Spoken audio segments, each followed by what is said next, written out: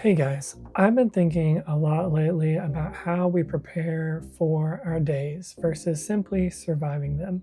As a therapist, my job is to hold space for other people's heaviest moments, but I've been working on thinking of myself as a mental athlete to ensure that I'm thriving mentally and emotionally, not just physically. This is what a typical weekday looks like for me: the rituals, the friction, and how I transition from therapist brain back to just me.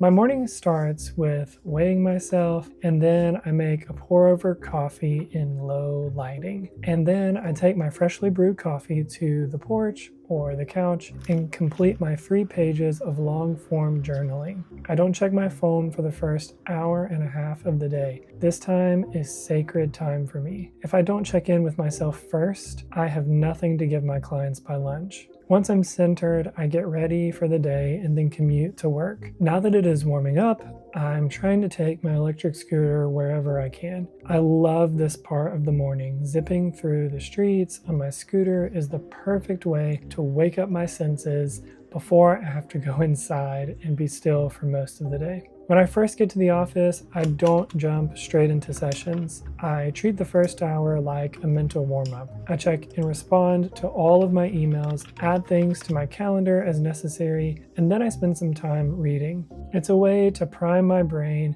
and learn something new before I start focusing entirely on other people's stories.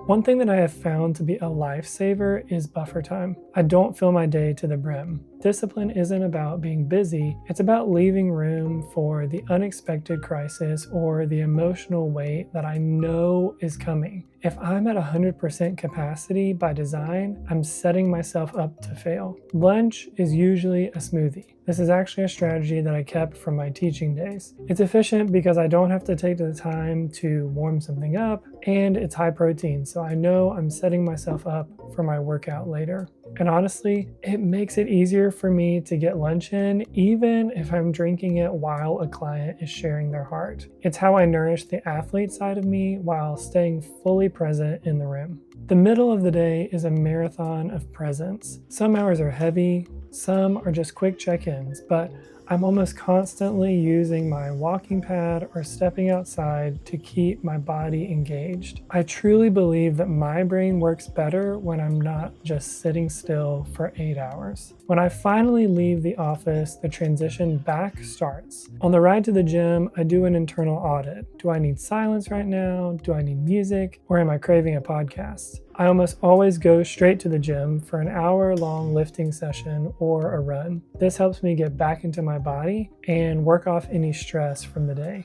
But the real magic happens when I take my walk as soon as I get home before I even go back up into my apartment. This is where I let my brain wander, whether that means processing a heavy session from earlier, thinking through what I'm doing that evening, or just letting my brain rest, noticing the flowers that are blooming, the birds that are chirping, or the water flowing through the river in the park.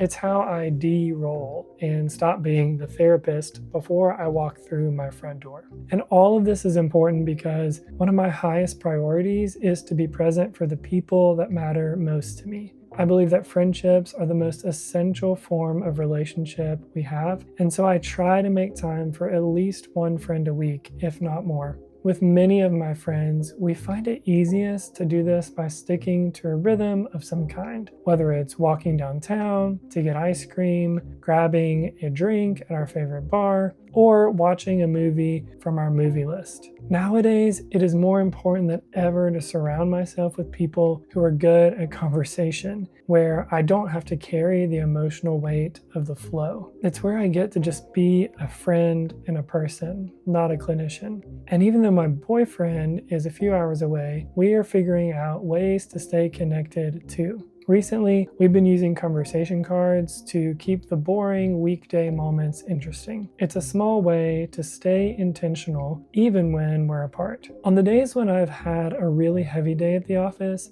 I've learned to have grace for myself. I move YouTube work or chores to another day. Part of being a mental athlete is knowing when to push ahead and when to preserve the system. But all these systems and rituals help me live a life that is sustainable and fuel my work as a therapist and my ability to stay connected to the ones I love most. Success in my day-to-day isn't about hitting a specific stat. It's about staying connected to myself while being there for others.